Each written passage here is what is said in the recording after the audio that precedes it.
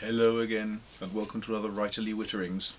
With apologies now, you will have seen just now the effect of a Jecks turning his chair.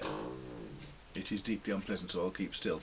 This is a quick one, all about sentences, because I keep getting questions from people about how do you summarise a book, how do you summarise a story, and I thought, well, actually it's quite useful to think about sentences and how to summarise essays, how to summarise what you're working on, because when you're writing any piece of work, whether it's a book or an essay or just a letter, it's sometimes very useful to have to bear in mind exactly what it is you're trying to achieve with that document. Now, I once had a student come to me when I was at Exeter with a brilliant essay all about one particular book that he had reviewed.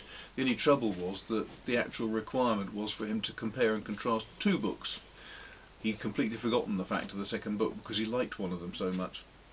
So my advice to him was, don't forget to summarise what the objective is and write up that summary in front of you, pinned or blue tacked to the wall, so that all the time while you're working you can see in front of you what it is you're supposed to be aiming for.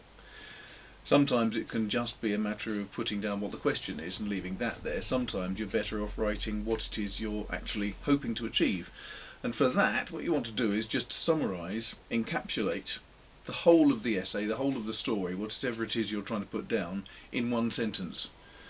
Very often, when you used to get students come to me, and I know other Royal Literary Fund tutors did as well, the biggest problem that the student has was that they didn't really know where the essay was supposed to be going. They didn't know what they were trying to achieve by sitting down and writing. So the first thing, when you've got a question, write down in one sentence what it is you want to get over in the answer. So it could be you want to demonstrate that writing in the late 1700s was a little bit more florid than writing in the late 1800s. I don't know. Anything, but just what it is you're trying to achieve, put it down there. In the same way, when I'm writing books or short stories, I try to have a summary, a single sentence that says what that book is about. It just means that I can then keep my mind focused on what is the story that I'm trying to tell. Sometimes you find that students get real problems with essays because if you're writing a 3,000, 4,000 word essay, it's a fairly large amount of text. You start out with the best of intentions, hoping you know where you're going, and then you get lost in the middle.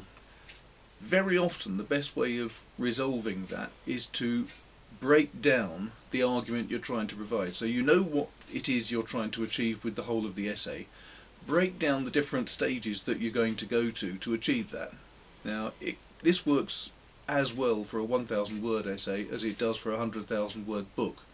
In a book we break things down into chapters. In an essay you break things down into paragraphs and stages of an argument, because you're trying to get to an argument where you can say, well, this is the conclusion. You start off with your introduction. The introduction then will hopefully lead to, if that's the taken point, this is the start point, then we can develop that by looking at this, we can develop that point by looking at this, and each of these are different discrete stages in an argument that you're developing. In the same way as if you do maths, then every equation, x equals 2n minus y divided by 7, whatever it may be, you've got different, that's the start point, that's the introduction, then you've got different discrete levels of progression to get through to the answer at the bottom, hopefully. So that really was the main point of this, was to say, try to summarise what it is you're trying to achieve in one sentence, just a quick sentence, doesn't have to be very long, but just something that will keep in your mind all the time the different stages you're trying to go through, summarise each paragraph, each level of the argument, and then summarise what the whole concept of the essay, the whole point of the book, of the story is going to be, and then that keeps your mind focused on what it is you're trying to achieve. That was pretty straightforward, wasn't it? And now, because the dog's snoring again, would you like to have a shot of the dog snoring, just to wind things up? That'd be nice, wouldn't it?